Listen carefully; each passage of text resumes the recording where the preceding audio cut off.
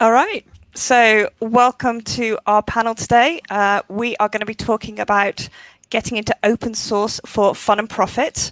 My name is Helen Scott, and I'm a Java developer advocate at JetBrains. I am joined today by three of my colleagues, and then I'll learn how to use a computer.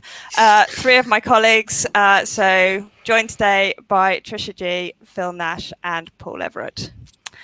So I'm going to get started straight away, but what I would encourage you to do is, as the panelists are talking and we're having a conversation, please do put your questions into the chat. I will get through as many of them as I can and put them to our panelists today.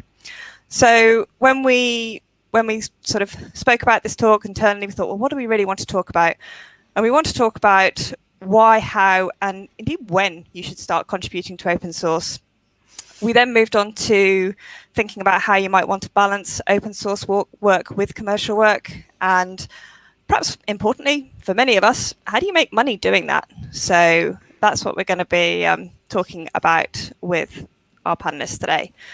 So without further ado, Paul, I am going to start with you. I guess the first question, and indeed to give everybody who's joined the call a little bit of background, is the why, the how, the when. How did your journey start? Can you talk us through that a little bit, please? Sure. Hi, I'm Paul. I'm a developer advocate at JetBrains. Get to work with this lot. And I'm a man of a certain age, as you may notice. In the 90s, I started a small company that wound up releasing the first open source application server. We went through 3 rounds of venture capital. We had a section in the book, The Cathedral and the Bazaar. Let's see if I get this right. Give away the recipe, open a restaurant.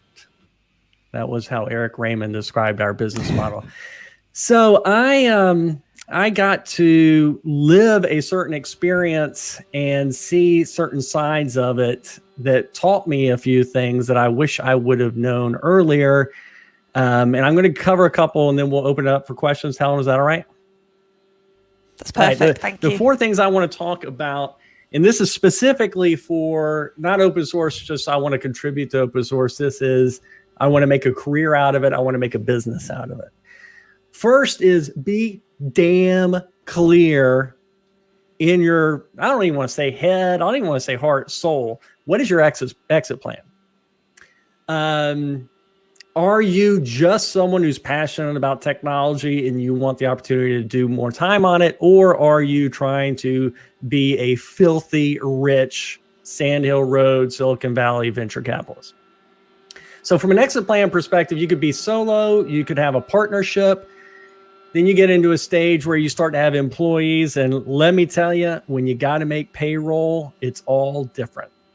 You could think in terms of a merger and acquisition, the most likely exit plan, or you could try to go public and live life as a tycoon on your 500-foot yacht. Or you could just have an ongoing business concern that makes customers happy. So have an exit plan, have a value proposition that is not wish casting. It used to be that merit used to matter for converting open source potential into open source money. Something changed in the last 5 years. Businesses aren't willing to support open source the way they used to. Code used to matter. There's so much code in the world. The most important thing from a value proposition then becomes make people care about you. Have an identity that people want to cheer for. If you go the venture capital route, that day when you don't have enough money to make payroll is that day. And it's a tough day. And so getting investment is really tempting. But Chris McDonough, one of my great friends, business partner, creator of Pyramid and Supervisor software used by Yelp and other kinds of companies, he came into my office and he said, if you do this round of funding, it'll never be the same. And I remember the thought bubble that came up, which was, I got 12.5 million reasons you're wrong. Narrator, he was right. If you take on venture capital, just accept the fact it's not your company anymore. It may feel the day after like you're still in charge. You're not in charge. Last thing is, and I'll wrap this up quickly. try and be on the good side. There'll be so many temptations at each step as you add employees or as you take on venture capital or start thinking about a merger and acquisition or going public or whatever, where you'll say to yourself, I'm going to sell out just a little in order for the greater good or something like that. Total slippery slope. You will lose the reason you did this in the first place. You can keep the passion on the business side, but make sure that you are proud of yourself and what you're doing. Try to remain an ethical company. Stay out of the Silicon Valley hyper growth myth, which I just can't stand. And even if you do want to do it, you're going to get chewed up and spit out anyway. So you might as well keep your morals. Have a good life while leading a life of good. Brilliant. Thanks very much, Paul. That was very insightful. So I just want to reflect back some of the things that you spoke about there. So your experience of open source it's very centered around a business model. Is that fair to say? That experience was in the 500 years after that. It was more in the community. So I've had some experiences starting foundations that hold the intellectual property for some open source companies and things like that. Open source communities, I should say. So what would you say are I guess kind of you've got this experience of open source that's very commercial, ultimately, in that you made money, right? You did make money. Yep. Okay, good. Just checking, because that's the whole how to make profit thing. Yeah. And then you've got experience in open source with different projects that perhaps weren't as commercially focused. Is that fair to say? What would you say are the main differences between the contributions that you made in each case, between this kind of more of a commercial model and maybe just for fun rather than for profit? Helen, that's an interesting question, because the temptation is to say, they're different. This is about business. This is about shareholder value. This is about doing what it takes to make payroll, to grow. But there is some kind of synthesis where the things overlap and make sense. What we did, and I was really proud of this, was we created this business ecosystem of hundreds and hundreds of tiny little businesses all around the world who made money on our platform for content management. They could do consulting gigs. Basically the whole civil service of France for a while was running our software. Wow. And so it was possible to have a business plan oriented around making everybody successful. And if they were successful, your gravity was much bigger than the tiny little reality that you were. Awesome. Thank you. Is there anything that you know now with or your experience that you have to date that you wish you'd known back when you were first starting in that commercial world of open source? I could probably tell some stories. Okay. But I'll be specific on one. I used to give this is baffling to me. I gave a talk at a venture capital conference. Okay. On open source business models. The title was, I used to give this talk a lot, Funding the Perfect Beast, an homage to a Don Henley song. And there was a slide in there. This is a sad story, Helen. Do I have to tell it? You've started now, and I think our audience want to hear it. The slide all about learning. The slide was perfect distance. And the theory was the company and the open source software, there's a perfect distance between them. If the company is too far away from the software, no one's going to bet their business on it because it doesn't seem viable. But if the company is too close to the open source software, then everyone will think it's just a shill. I'm working for free to make you rich. Yeah. Makes sense? So our company name was one thing and our software was the other thing. That was what I told venture capitalists. Guess what we did after the grown-up CEO arrived? We changed the name of the company to match the name of the software. Yeah, good tip. Thank you. So if anybody out there does have any other questions for Paul, please do put them in the chat and I will put them to him. In the meantime, I guess similar to that question. So maybe not a sad story this time, maybe something a little bit, cheerier. What advice do you have for our budding entrepreneurs out there who want to make money from open source? What advice can you give them? Have a business partner. Okay. My business partner, he and I were roommates in college, best friends, opposites. What I was terrible at, he was great at. And the two of us could help together across the inevitable rough times. Cool. Thank you. Okay, questions are very quiet today, I have to say. I was expecting more questions. What's your you did make a reference to the 90s when you had this you were in this commercial venture. What did you find the hardest or the most challenging about managing, I guess, a startup effectively with your private life? I'll answer a question you didn't ask first. Go for it. Then I'll answer that question. The kind of a related question: what's the hardest part about managing a business that does open source? It takes a lot of money to give stuff away for free. Yep. And it did then. Now, because everything is so competitive, it would be 10x harder. Related to that question, the classic answer is the same classic answer for how do you manage work-life balance in times of pandemic, which is people say, make sure you have like a different room. I've got a different room.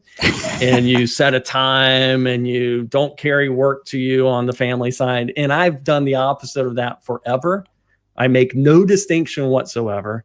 And I have both sides benefit from that abuse. If I want to go coach girls lacrosse in the afternoon, guess what I do? I go coach girls lacrosse because on Saturday I can give the appearance of always being on the job. And so I guess I'm a little bit of a contrarian on this. Find a way to synthesize both to their each benefit, if that is correct. That's great. Thank you. And I am pleased to say the questions are coming in thick and fast now. So what is the most interesting open source project that you can think of right now, just to put you on the spot with that one, if Python. There is one? You were going to say that, weren't Unfair, you? right? I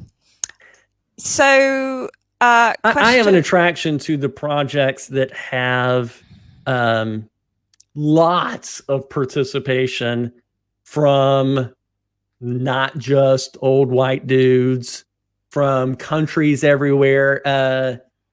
As a brief aside, right after open source became a word, when Eric Raymond, Bruce Prinz, and Tim O'Reilly went on stage, introduced the word kind of as a counter to free software.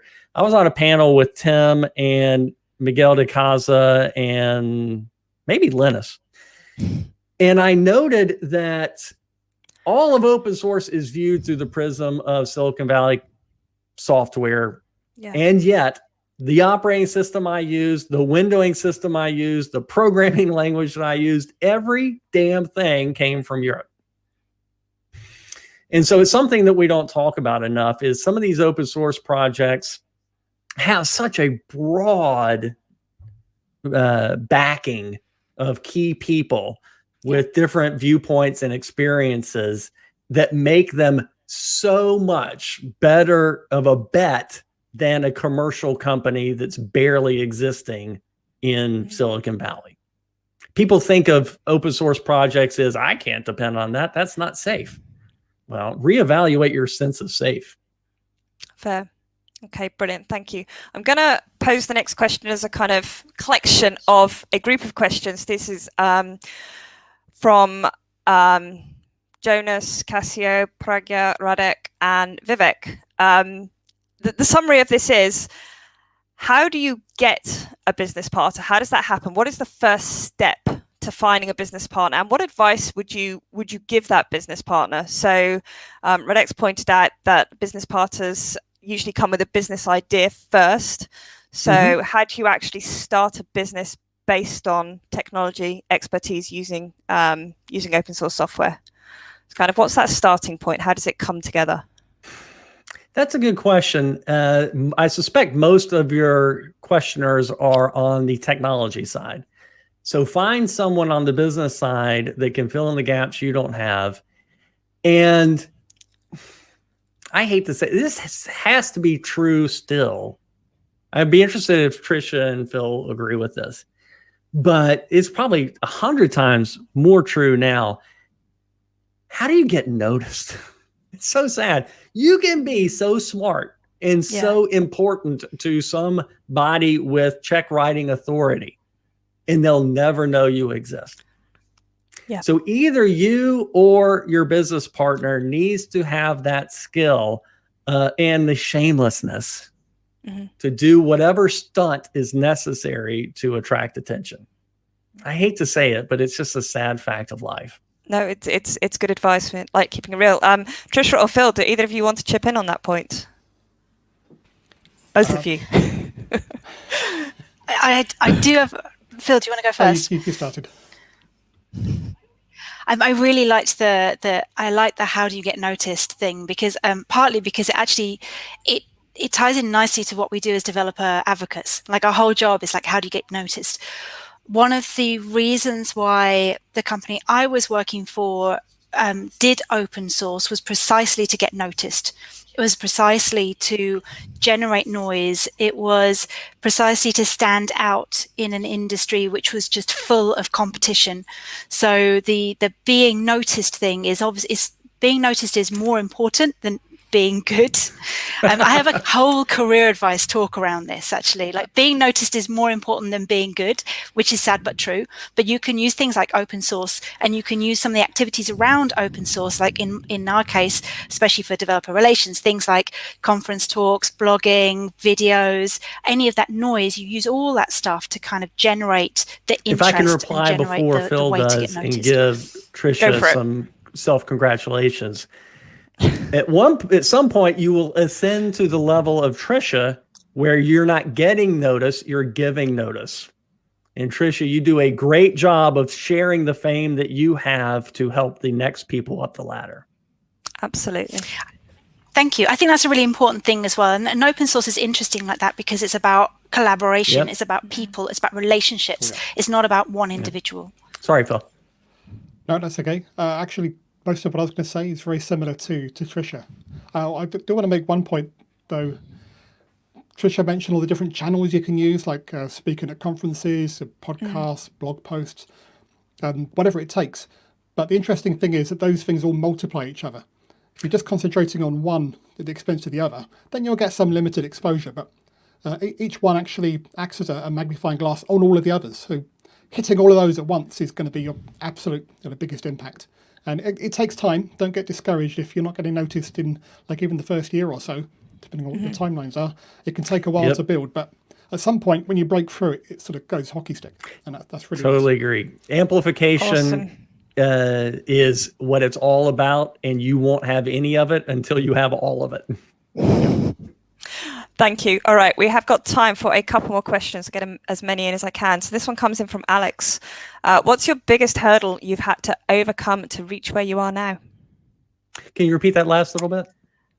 Sure. What's your biggest hurdle you've had to overcome to reach where you are now? Alex, question. I had...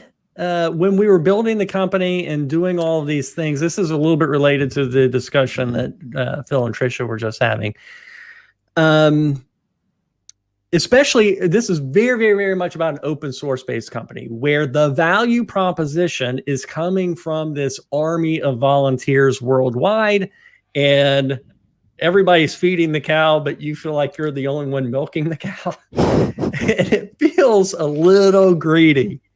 And so when I would get on stage and give a talk, I had to train myself to lean in and embrace it, because the attention that was the light being directed on me, I could then use to direct on other people and help them.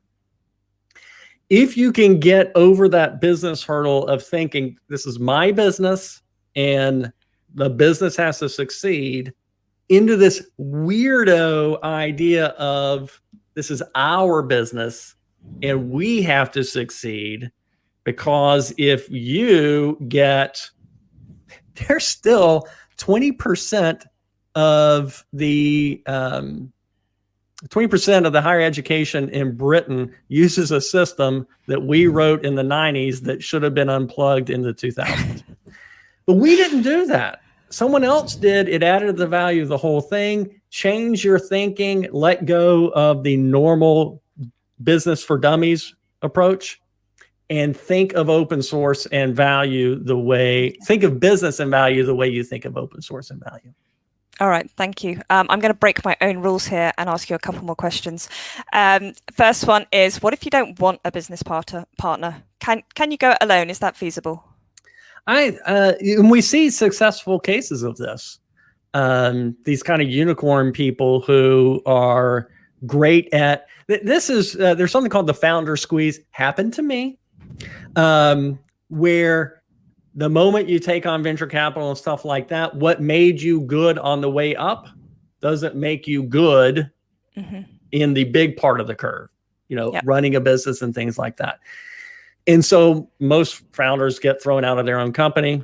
I got thrown out of my own company. And so if you don't have a business, having a business partner pushes that further out before the skill sets don't match up. But at some point, it will catch up with you if you don't have a business partner. Is that a reasonable answer? Sounded it to me. Okay. This is absolutely the last question. I really apologize. I've not got to all of them. So apologies for that. But last question. Do you see a trend on, this one comes in from Kalpa, do you see a trend of reduced community contribution for an open source project, i.e. the moment a commercial company / product is formed out of the same project? I can only speak anecdotally and say a very enthusiastic, oh, hell yes. Fair enough. Developers are smart. They can figure out motives and hidden agendas. Yeah, absolutely. All right, brilliant. Well, we are a little over time for yourself, Paul, but thank you so much. That was really insightful. And thanks for all the questions. Loads of awesome questions. Thank you. Sorry I couldn't get to them all. But without further ado, we are going to move on to Trisha. So Trisha, welcome. Hello. You are also in the, you are the lead of the Java Advocate team at JetBrains. So I really enjoy working with you, and I know you have a very long and interesting history in the open source world, actually, that goes back quite some years as well. So just to kind of set the scene for our audience, can you tell us a little bit about what that looks like, why and how you started contributing to open source, please? Yeah, sure. There's two sort of main areas, I think, or two areas of experience that I can draw on in order to answer questions or to chip into some of the stuff that Paul has said and Phil will probably say.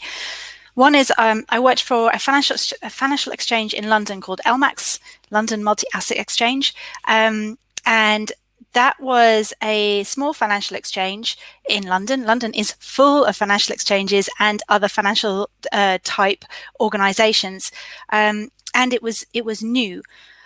One of the things that LMAX decided to do, I think after a couple of years of operating, is to open source a small part of their platform. This is a little bit different to what Paul was talking about and what other companies do in terms of being open source to begin with, in terms of having an open source platform. This is just a small section of the trading exchange. This is basically a small library of data structures, if you like.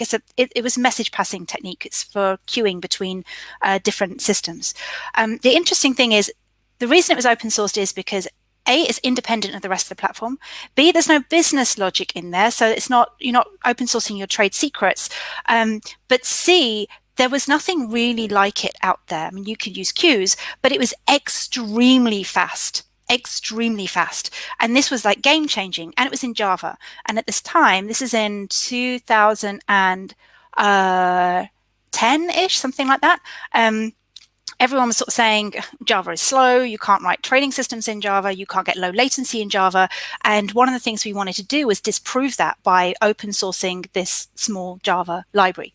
So there's a few things, there's a few reasons why you would do that, because obviously the board and the business behind the platform was like, why do we want to expose our code to just any old person when we are a financial trading system? We don't really want it. We want to be secure. We want to hide our secrets and all the rest of that stuff.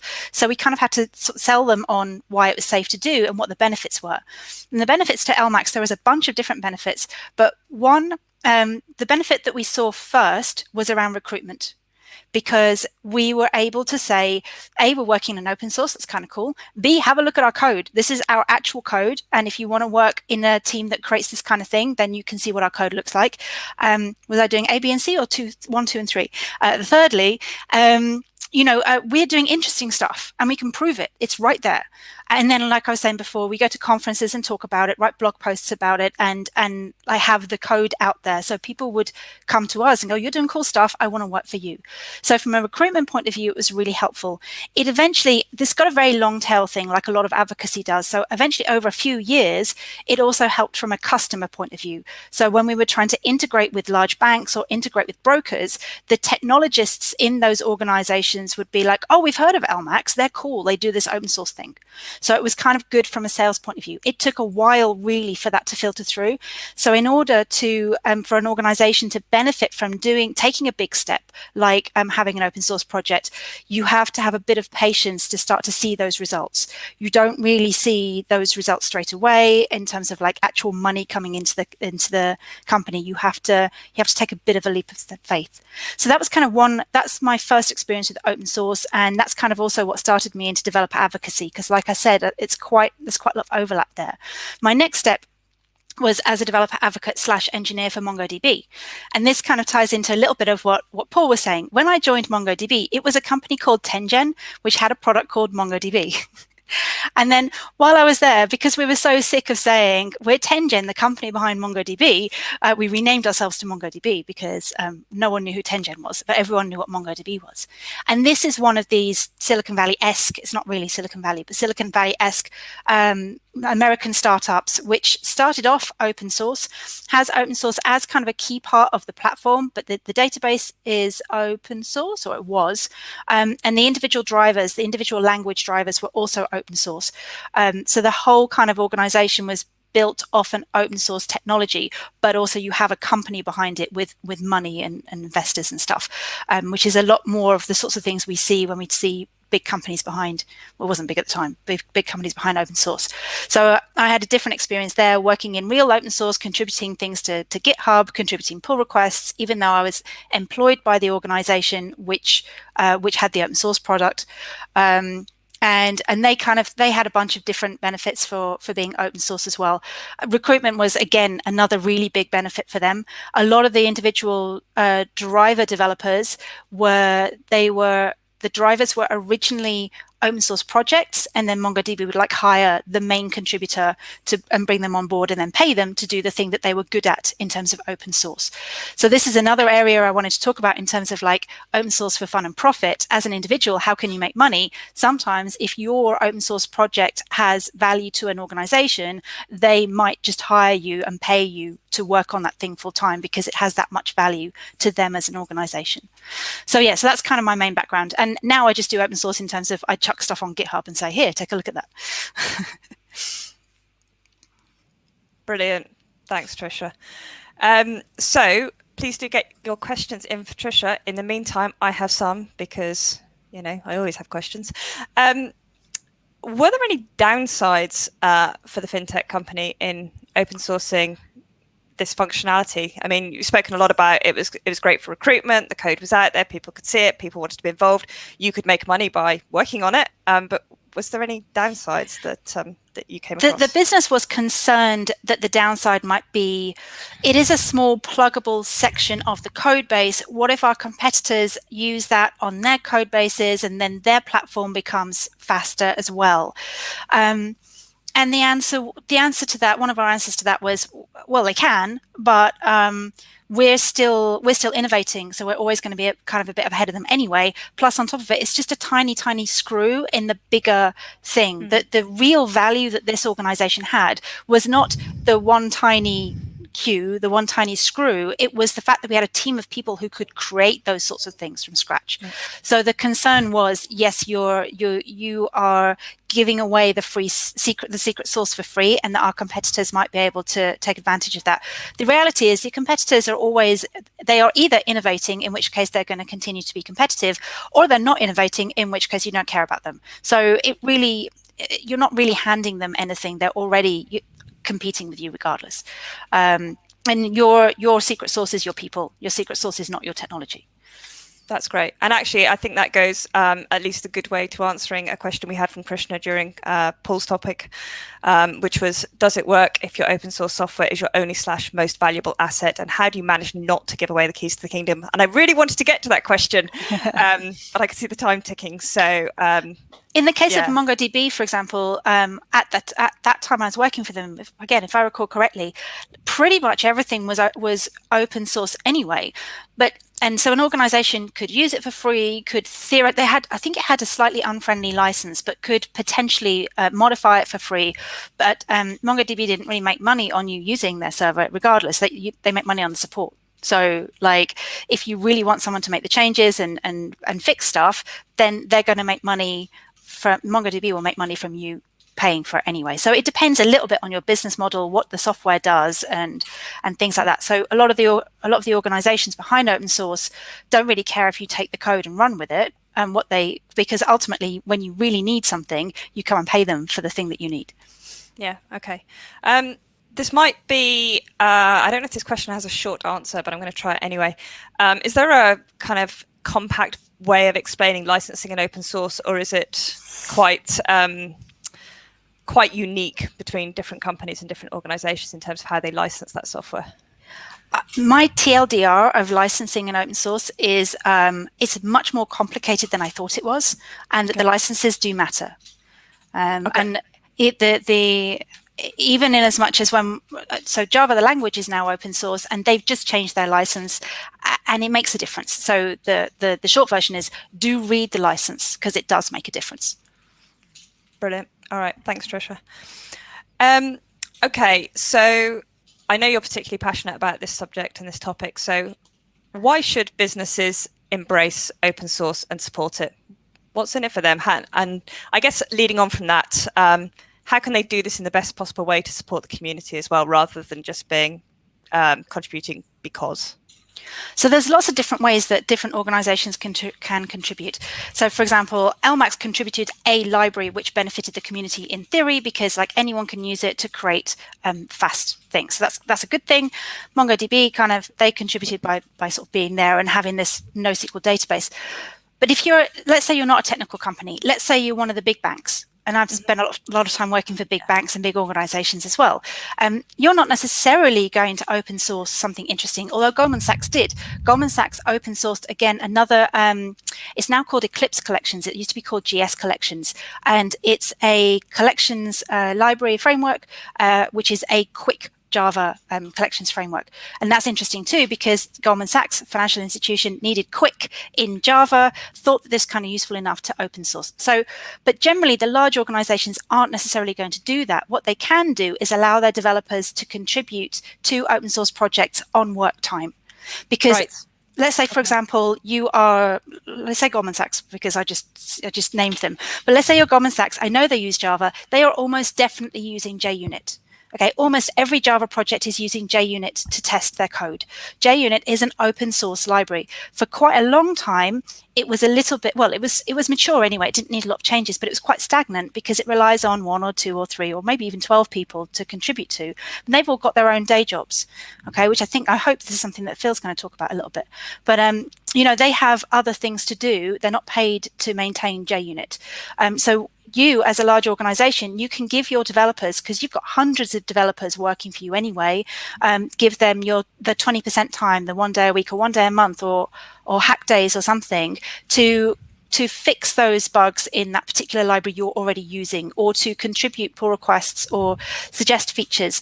And that way you're helping by providing paid time. The developers don't have to do it on their own time. They're doing it on the paid organizational time. You as the organization are giving back to that library. You use it every day. You benefit from it. It is improving the quality of your code, and it costs you very little. It costs you a little bit of time. There are other ways you could do it as well. I pick on JUnit because it was a bit stuck, and it did benefit from this kind of approach. They also offered people to sponsor them, so like give them money and then get the banners on the open source thing. So if you are an organization that uses a library frequently, then you can just pay for it, and it will be a small, insignificant amount of money compared to, for example, what you pay your developers. So these are all important things to do, because you are going to be using open source free libraries, and it is going to be improving your code. It is going to be part of your business proposition. You should give back a little bit. And you have benefits. There's a benefit to that too. And it helps on hiring and retention. It helps on hiring and retention. If you are a large organization doing boring enterprise stuff, but you say, we've got 20% time, we encourage contributions to open source, you can have your name on GitHub staff. It's a really, really good pull for developers to apply to you and work for you. And it's good for you as an organization too, because now the libraries that you're dependent upon are getting evolved. They are moving with the times. They are having security patches and fixes and updates. So it's good for you as well. It's good for everybody. Brilliant. Thank you. So we've had a question come in. It's one that's pretty close to my heart, actually, having started contributing very recently. So it comes in from Pragya.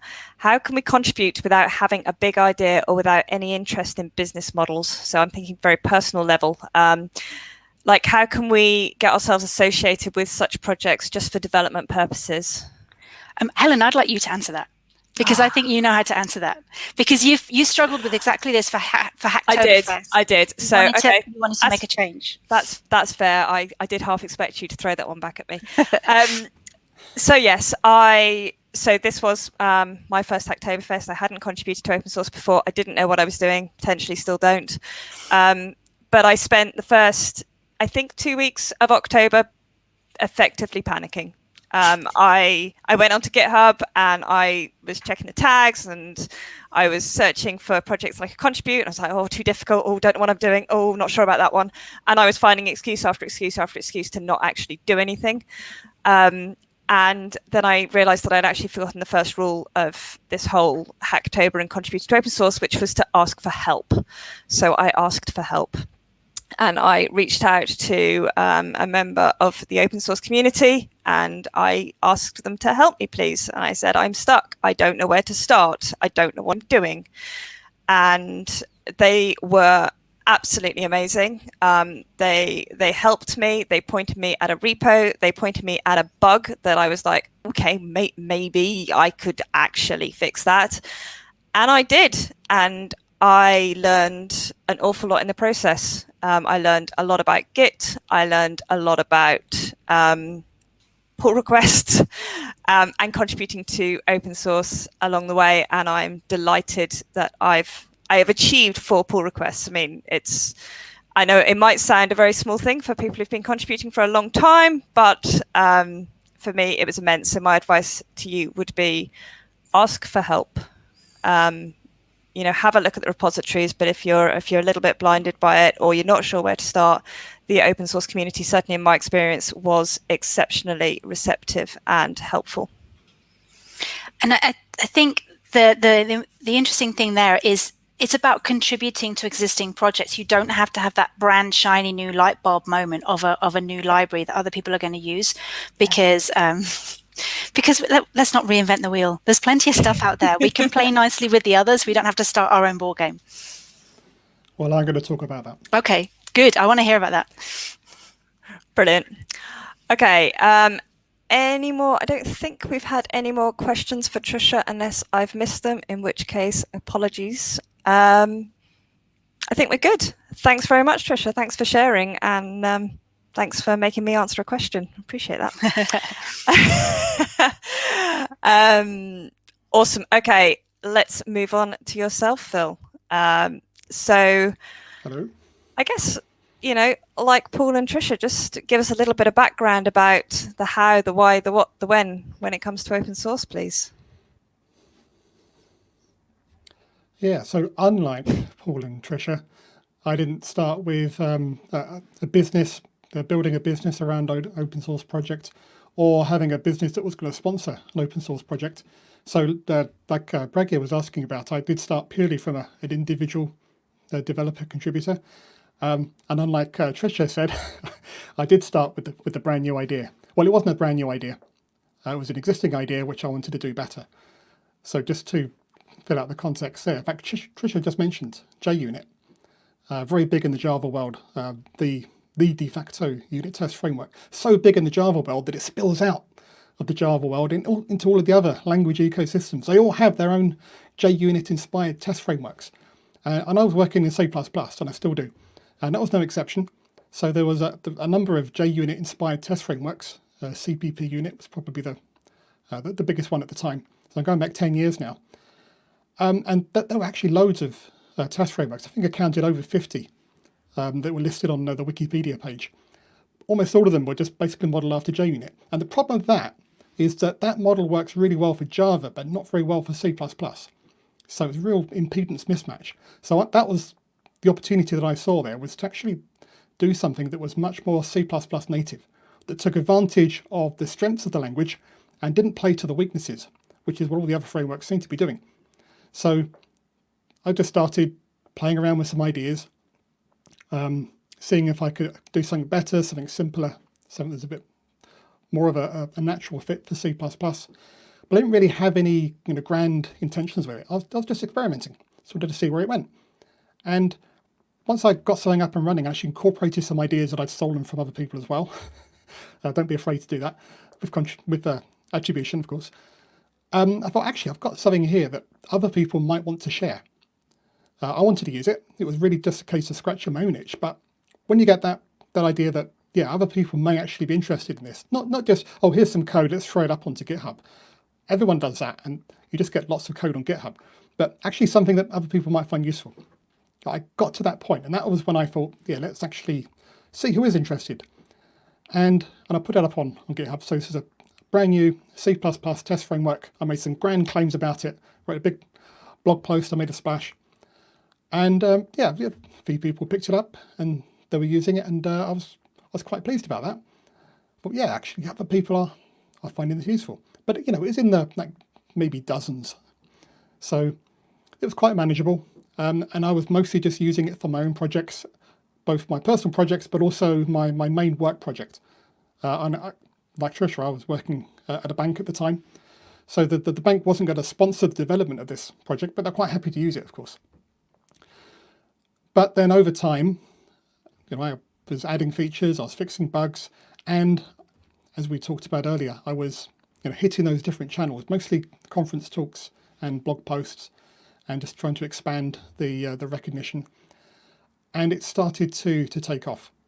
And at one point, I felt, first of all, that it was ready to become a 1.0 release. Actually held off for about a year or two before I called it 1.0. And I thought, yeah, this is really something you can rely on now. And I made some key conference talks. And I just noticed that people were talking about it. They were coming to me to talk about it rather than me bringing it to them. And that's the point that I realized, yeah, it's turned the corner. This has actually got a life of its own now. And I'll probably talk a little bit more later about some of the problems that caused. But it definitely became overwhelming, the amount of support requests that I had, just as an individual contributor, trying to keep on top of that. So I was obviously getting no profit from this, no money coming in. This is purely me contributing out into the community. But nonetheless, I still consider that indirectly I've profited from it. It's helped me to grow my personal speaking career, my profile within the community. That's led to lots of career opportunities, including getting this role that I'm in now at JetBrains. In large part was because of my role in the community as a result of writing Catch, this test framework. And I also do training, which I charge for. So I'm directly making money off my reputation as a result of that. So that's very similar in a way to the idea that the others are talking about building on top of an open source layer, but not with technology, but with other services that you can also offer. And I think that's in some ways considered more authentic, because you don't get that idea of you've got this company trying to profit from open source. It's just me offering training because of my reputation. So I've definitely personally benefited from that financially, and I particularly like the idea that many people in the community are benefiting from having that project out there. That's my story for the moment. Cheers, thank you. That was very interesting. So sounds like there was quite a lot going on for you, and you obviously went through the I guess process of bringing this software to life, and it was a very successful product today. How did you go about managing the demands of that project with your kind of your family life as well? So it's something that you mentioned when we did the taster a couple of weeks ago. I just wanted to explore that a little bit more. Yeah, that's quite interesting, and it does change over time. So I said that at the start, it was fairly manageable because only a few people were actually using it. So it was mostly just I could work on it as and when. So I was able to fit it in. I had a daily commute, about just under an hour each way on a train. So I had good opportunity to actually work on a project without work responsibilities and without family interruptions. So that was ideal. And if you have that, that can be a really great opportunity. But other than that, from time to time, even that wasn't enough. You want to sit down and work on some problem that's not going to fit into a 45-minute segment, and maybe have paper around and things. So I'd defer those things, and every now and then maybe I'd take some weekend time and I say, right, I just need 4 hours this weekend to knock out this thing and get it done. And you can do that from time to time. So to begin with, that was fairly manageable. But actually, all this was happening before I first put it up onto GitHub, before it was really an open source project, just getting it to the point that it was something usable. Interestingly, at the time, my wife was pregnant with twins. She went into labour prematurely, which is very common with twins. Was in hospital for about 2 or 3 weeks because they had to go on to intensive care. I mean, they were fine. It's just that's what they have to do when they're so premature. Yeah. So she was stuck in hospital during December, like over the Christmas period. I couldn't be there all the time, but I had time off for paternity, so ideal time to get this thing wrapped up and pushed out. So there were actually 3 babies born in that time period. One of them was open source. Brilliant. So yeah, sometimes you just have to take those opportunities when they arise. But certainly moving forward, when it did start to really cross over and become quite popular, I say already I was being overwhelmed by the support requests, and even just people were very helpfully fixing bugs for me, submitting PRs, and I just did not have time to get through them. A part of that was because I was still trying to be very much, the sole guardian of every line of code. So somebody might submit a PR, even if it was only 10 lines long, I had to review that in fine detail before I allowed it in my code base. How did you, sorry, I just want to, how did you move on from that? Like, how did you, because that's obviously, that model is not scalable. So how did you? No, it's not, but it's also, I'm sure, quite recognizable by a lot of people. Absolutely. Yeah. And that was very hard for me. So I'm not even sure I did really overcome it. I think I just it got away from me. At some point, I did manage to get a co-maintainer to work with me on the code base. Somebody that I knew had a good understanding of the code base and what I wanted to do with it. So I trusted them. And at that point, because I'd already ceded some of that control, it was much easier then to let that happen. But before that point, it was really hard for me. And it was actually starting to suffer. I was getting lots of complaints. In fact, it was a long post on a thread on Reddit after a podcast appearance that a few people were complaining about me not getting to these PRs. And one of them, he said, I've got 10 pull requests and he's not touched any of them. And I posted a response, said, yeah, I'm really sorry about that, trying to catch up. What I really need is a co-maintainer. Would you volunteer? And he said, that sounds like a terrible idea. I'm in. And that's how I got my co-maintainer. Brilliant, thank you. Paul, do you still have a couple of questions for Phil that you'd like to ask? Do you want to go ahead? Sure. And as Phil continued to talk, my question continued to accrete. So I will try I don't doubt it. to get it out. In your discussion of the journey to the point where people came up and talked to you about it, how would it have been different, either from a software development perspective or your personal satisfaction perspective, if the project initiated with the bank?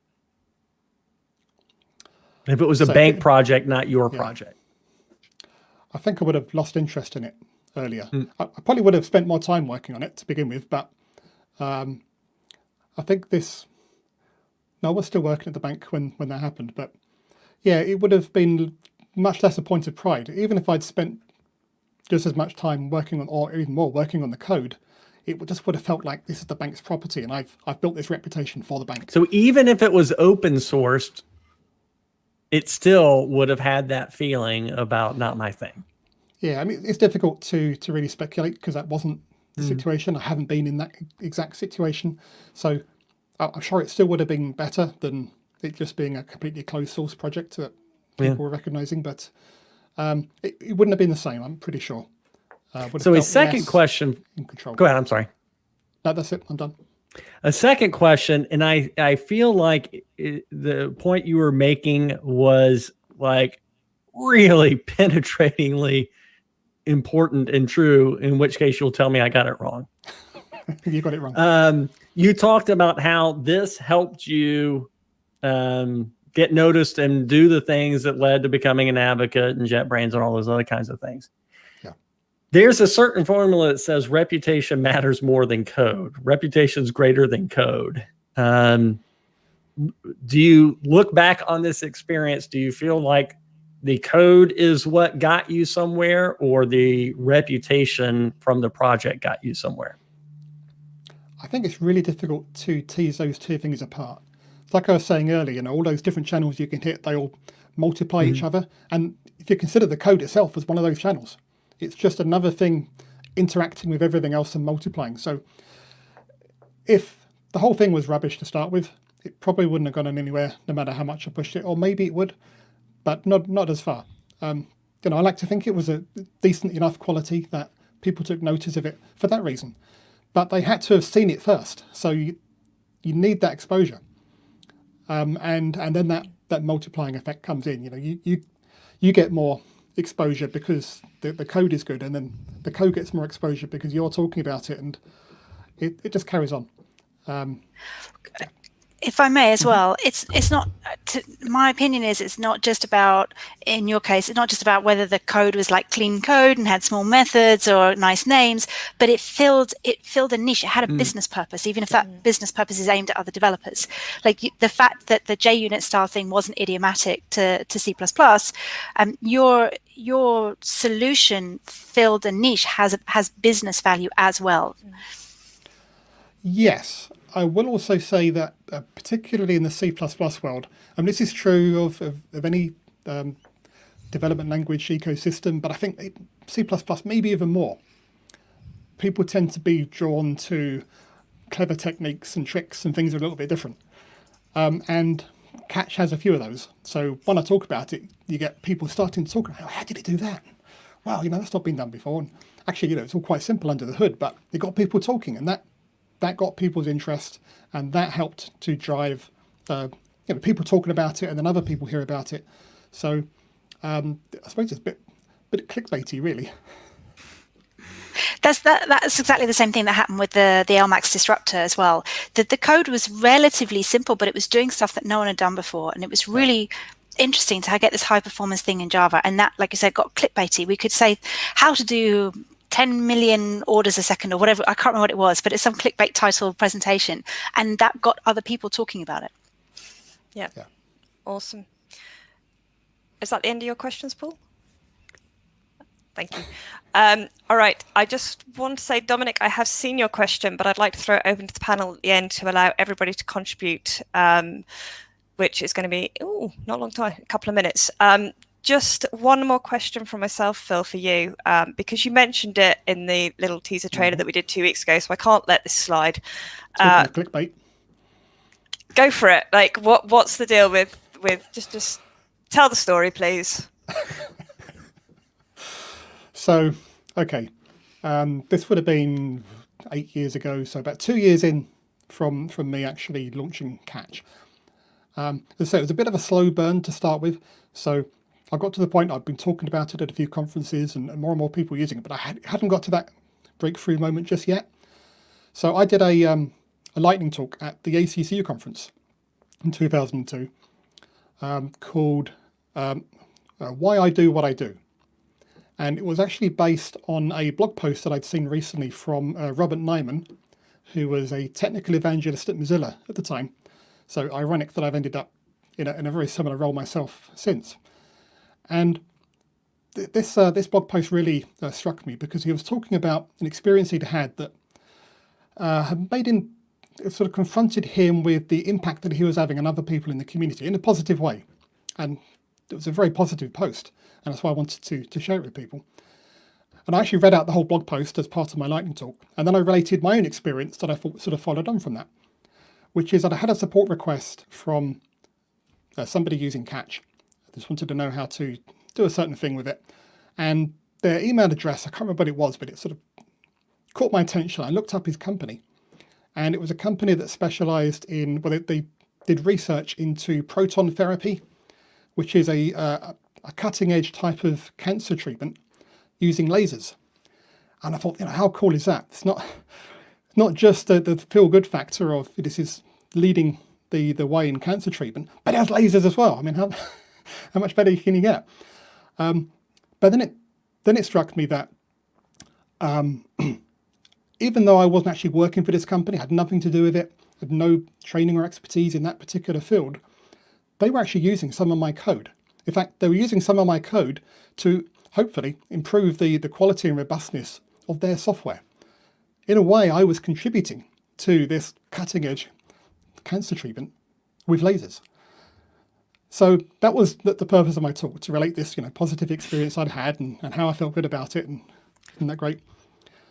And then I got off the stage and I was walking past the front row, and there was a guy sitting in the front row that I knew. He's a professor that also happens to be on the C++ standards committee, and he also happens to have his own C++ test framework, so he's a bit of a friendly rival in a way.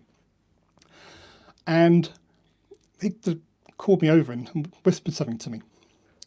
And so he has his own test framework, and he's a professor at university. He gets some of his students to actually work on this test code base as just part of their coursework. And he said that one of his students recently had to quit that project because they discovered that this test framework's being used in a defense project as part of the guidance system for a missile, and he didn't want anything to do with it. So I suppose you could say, it cuts both ways. Yeah. Now, personally, I wouldn't have really had a problem with that because I would prefer a guidance system in a missile to be more correct than not. But I wouldn't want to directly work on the project. Brilliant. Thanks, Phil. Okay, we are nearly out of time. I have had a question for myself. So I previously mentioned that I didn't know where to start in open source, and I kept postponing my actions. And if I could tell my younger self where to start looking, what would that be? I would tell my younger self to stop procrastinating, attend more of the meetups that were arranged. I had great intentions. They didn't all come to fruition.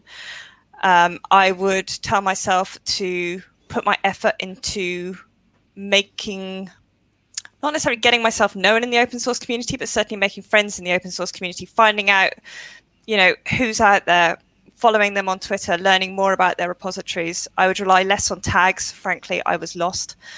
And I would have asked for help a whole lot sooner. I should have asked for help a whole lot sooner.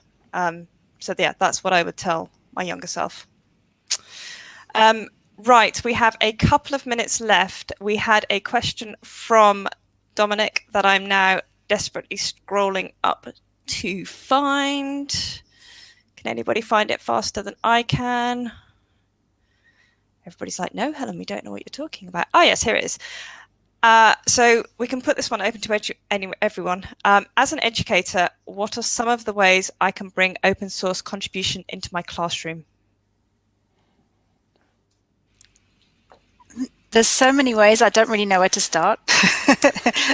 Well, I mean, the easiest way to start is to start using open source software.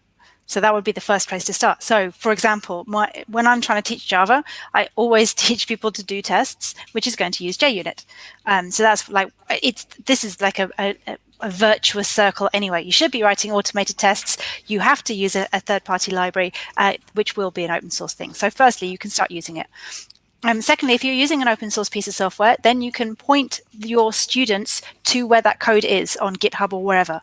So they can start to see these libraries, the actual code is available, you can look at it, you can contribute to it. This is where the issue tracker is. This is where the pull requests live. So just a visibility thing. This is what open source looks like. This is kind of the mechanisms of how it works.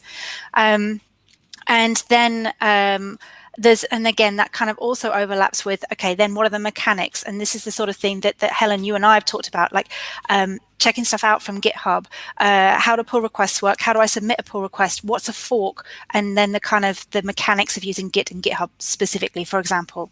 And with those kind of basics, I think then students can start going away, exploring, finding out more about how these kinds of these things work. That's my opinion. So great. Thanks, Trisha. Paul, Phil, anything to add to that before we wrap up? I do have a slightly more pessimistic take, which is that I think the first hurdle is to actually get people to even talk about source control in the context of education. So many times I hear stories of people doing CS courses and they never touch source control or even know what it is until they hit their first real job. So if you're already doing that, then you're ahead of the curve. So hopefully that's the case. Brilliant. It's funny. My answer is the total opposite of Eeyore here. It's about joy. My son went through AP programming in high school, and it was not a joy factory. First, it was Java. And how much more soul crushing can you get than that? Wow. I'm not allowed to do rude gestures on this stream, so you can just imagine my rude gestures. I am the moderator. I'm just wondering if I can remove Paul. So the teacher didn't know Java. Teacher just read from the PowerPoint. And the assignments were the typical answer in a way that the automated thing can grade you. Totally gameable and all that kind of stuff. And it just crushed me that here we have 4 million unfilled programming jobs. And these kids' first contact with programming was just industrial penitentiary programming, when it should have been about the joy. Yeah. And open source isn't, for me at least, isn't so much about the code. It's about the joy. I get to go places and meet people from every continent. I should be paying JetBrains. Don't say it. So from an open source perspective and education perspective, if there's a way to let these kids get out and interact in open source communities and feel valued and valuable, you're not just teaching coding, you're teaching a life skill. And you're putting in their head the joy of programming. Great. And that is a wonderful note to end the stream on. Gets my vote. Right. Thanks very much. Thank you, Paul. Thank you, Phil. Thank you, Trisha. Thank you to you all for joining and for all the wonderful questions. Much appreciated. Thanks a lot. All right. Take care. Bye. Bye.